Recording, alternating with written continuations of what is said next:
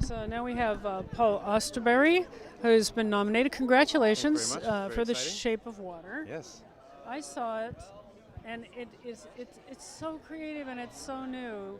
Um, the I didn't care for the story as much as I cared for all the visual work that you've done. Right. And if I understand production designer correctly, you're the overall sort of you oversee the The overall look. overall look of it. That's Yes. correct. Essentially, the production designer's job is to, you read the script, determine what might be built as a set, what might be a location, sometimes what country you want to shoot it in, or You make all those decisions.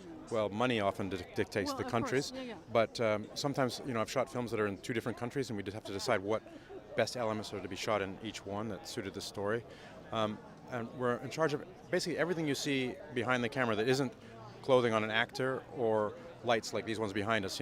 All the practical lights that you see, that's all us. The cars, the props, the like little pieces of paper, everything you kind of see is all part.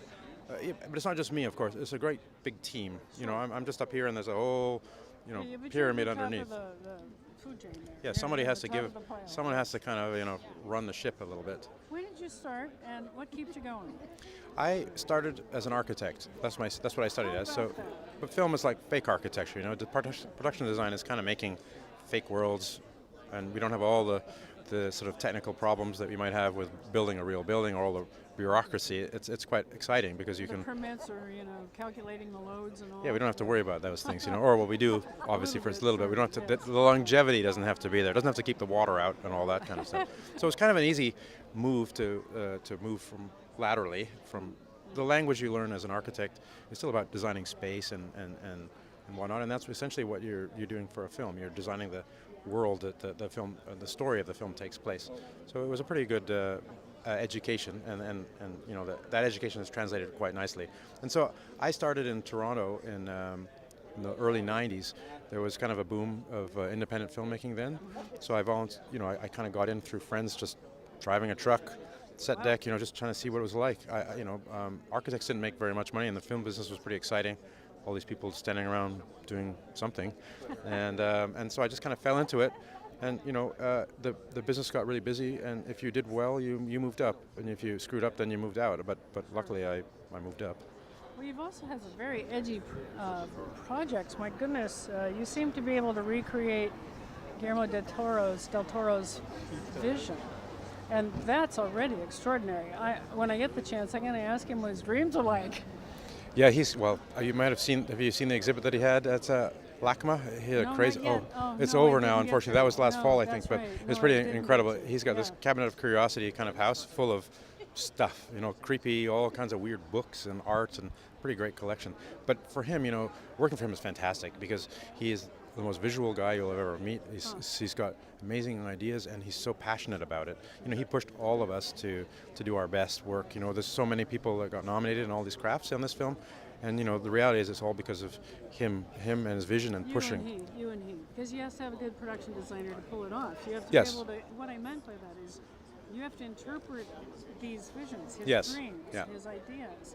That already has to be a little tough. It is a little tough because he's got some crazy dreams, and and sometimes it's also just narrowing them down because sometimes there's so many visions that we really focus to Yes, figure when out you're an what. extraordinarily creative person, you have to guide them. don't Yes, you? that's right. And he comes to the table with so many ideas, and it's easier for us then to really hone them down. On most movies, if a director isn't as visually cognizant like he is, you have a really large window to work with, and you're focusing by the time we shoot. But with him, you start kind of here, and then you can focus it even more. So by the time you've finished, you're really, I think you've done almost as best as you can because of the beginning. He narrows the field in a funny way. In a very, very unique way. Yes. And I love that creature in the Oh. shape of water. Yeah, Wow. Guillermo worked on that creature design with the creature builders for almost 3 years. Before we even, 2 years before we even started. So. How did you manage the water? There wasn't that much real water in there. The opening sequence where you're going down the hallway into her apartment, Yeah. it was old school techniques. We had wires, and we were floating all the couches and all the furniture was all kind of wires, and they shot it a little. They overcranked it, so they slowed it down a little bit, and there was smoke and projection, like the caustic light from water or sunlight rippling through the water. Yeah. That was all projection, That was and then the visual effects house, Mr. X, they added bubbles and fish and a little more distortion and stuff like that. And then for the Bathtub where the scales that and was real. everything? That one was Was real. it? So Yeah. we the ending, when they drop When in they the jump into yeah, the that was also ocean? done dry for wet, as we call it, Oh. with smoke and a black stage and digitally add the other things. But the only real water wet for wet sequence was when they had that embrace when they were making love in the bathroom, when they flooded the bathroom. And Oh, then how about that that? yeah, that was a kind of at the beginning before I even came on. Guillermo had Guy Davis, his illustrator, do a sketch to help sell it to the story to the studio, and it was that embrace with the two of them embraced together with the bathroom behind them, floating in the water, and it was kind of a crazy notion to Really you read that and you is. go, This wow, is- is this yeah. really what you want to do? Yes. But in the end, it was fantastic. It was fantastic, and we then built that set to be out of metal instead of wood, and instead of plaster we used Bondo because it wouldn't fall apart in the water. And then we submerged it in a tank that we built specially for that, and we shot that on the last day, just in Okay. case, Oh. because we shot the bathroom in the bigger set that we built, and then we struck it and then rebuilt it in a tank Talk about a week keeping the later. water in. Well, we couldn't really keep the water in. We put the water all around it, you see, so that Brilliant. we had a proper tank holding the Oh, water. what So what kind that was of fun. That was headache in a exciting. way. Yeah, it was that had to interesting. be a challenge. It was an Yeah, interesting headache. I Yeah, bet. yeah.